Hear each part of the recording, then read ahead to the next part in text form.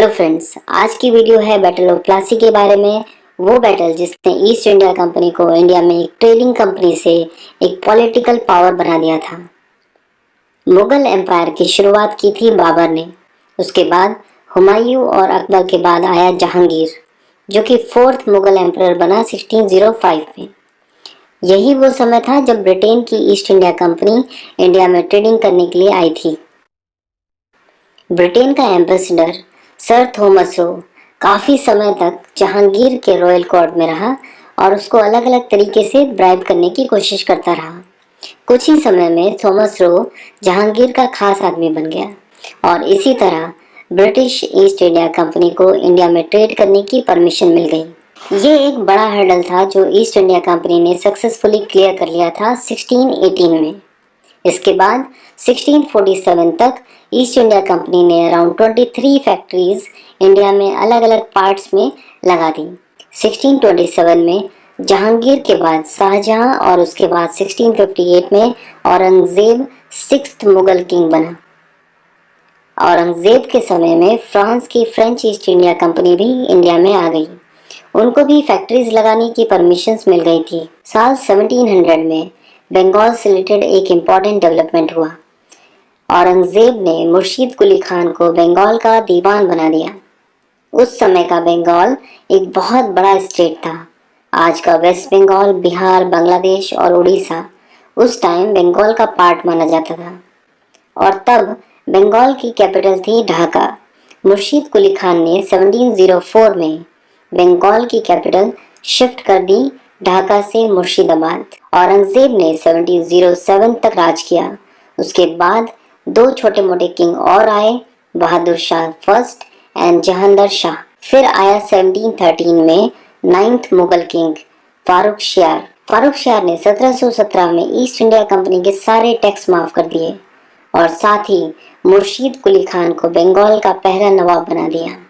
मुर्शीद कुली खान बंगाल से मिलने वाले रेवेन्यू मुगल एम्पायर के साथ शेयर करता रहता था, मगर 1719 में फारूक शियार के बाद मुगल एम्पायर का बंगाल पर से होल्ड बिल्कुल खत्म हो गया और बंगाल एक इंडिपेंडेंट स्टेट बनता जा रहा था। 1727 में मुर्शीद कुली खान ने अपने दामाद शुजाउद्दीन मोहम्मद को बंगाल का नवाब बना दिया। शुजाउद्दीन का एक वफादार सिपाही था अलीवर्दी खान। अलीवर्दी खान की काबिलियत को देखते हुए उसे जल्दी ही आर्मी का जनरल बना दिया गया और उसके कुछ समय के बाद 1733 में अलीवर्दी खान को बिहार का डिप्टी सूबेदार भी बना दिया गया। बट 1739 में शुजाउद्दीन के बाद सरफराज खान बंगाल का नवाब बना। अलीवर्दी खान अब एक डिप्टी सूबेदार बनकर नहीं रहना चाहता था। उसने 1740 में बैटल ऑफ गिरिया में सरफराज खान को मार दिया और खुद को बंगाल का नवाब बना दिया।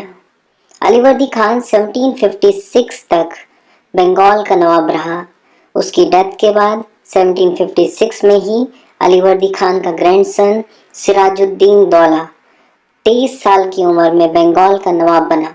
सिराजुद्दीन दौला ने देखा कि बंगाल में ब्रिटिशर्स अपने किले वगैरह बना रहे हैं। फोर्ट विलियम, जो कि ब्रिटिश ईस्ट इंडिया कंपनी का एक किला था, उसकी किलेबंदी भी चल रही है।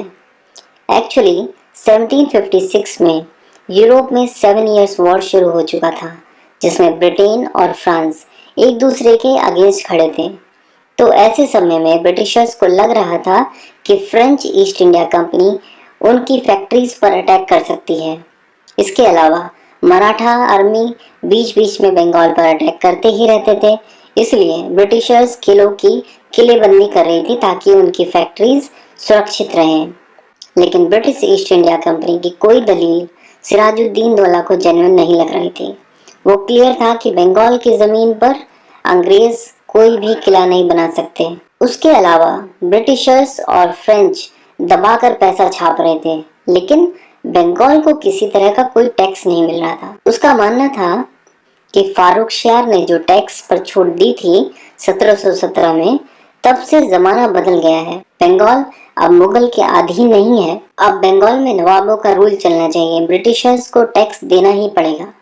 सिराजुद्दीन दौला ने तुरंत इस पर एक्शन लिया और उसने British of French east India company के रिप्रेजेंटेटिव्स को बुलाया और इमीडिएटली उनके किले और फोर्टिफिकेशंस को बंद करने के लिए कहा। साथ ही अब से उनको टैक्स देना पड़ेगा, इसकी बात उनको समझाई।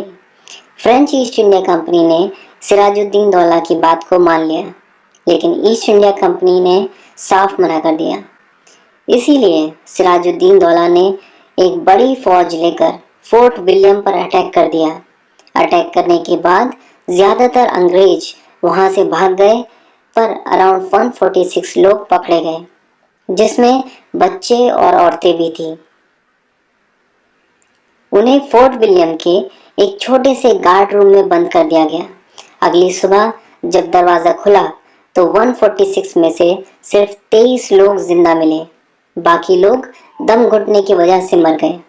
इस घटना को ब्लैक होल के नाम से जाना जाता है और सिराजुद्दीन ने फोर्ट विलियम को अपने कब्जे में ले लिया। भागे हुए लोग पुल्टा नाम की जगह में छुपे हुए थे। उन्होंने रॉबर्ट क्लाइव के पास मदद के लिए सूचना भेजी। कर्नल रॉबर्ट क्लाइव उस समय मद्रास में थे।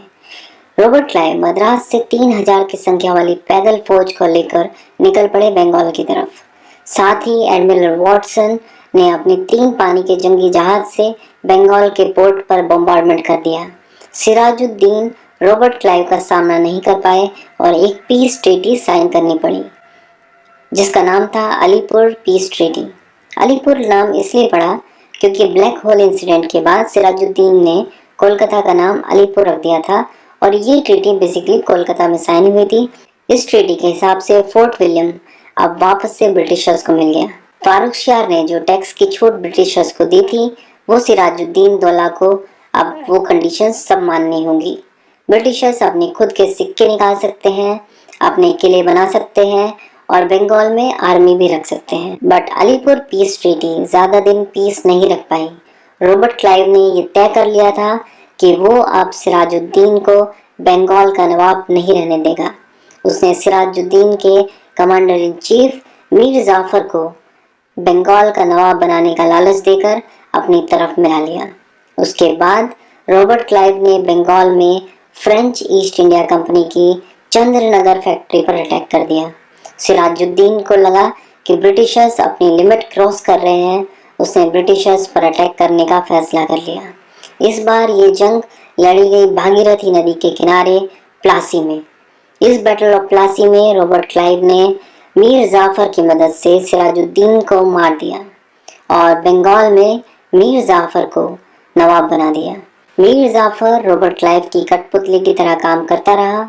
बैटल ऑफ प्लासी ने ईस्ट इंडिया कंपनी को, जो इंडिया में सिर्फ एक ट्रेडिंग कंपनी बनकर आई थी, उसको एक पॉलिटिकल पावर बना दिया था।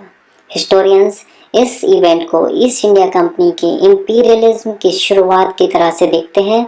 अगर आपको ये वीडियो अच्छी लगी तो इसको लाइक कीजिए, अपने दोस्तों के साथ व्हाट्सएप और फेसबुक पर इसको शेयर कीजिए और ऐसे ही और वीडियोस को देखते रहने के लिए चैनल को सब्सक्राइब कीजिए। Thanks for watching.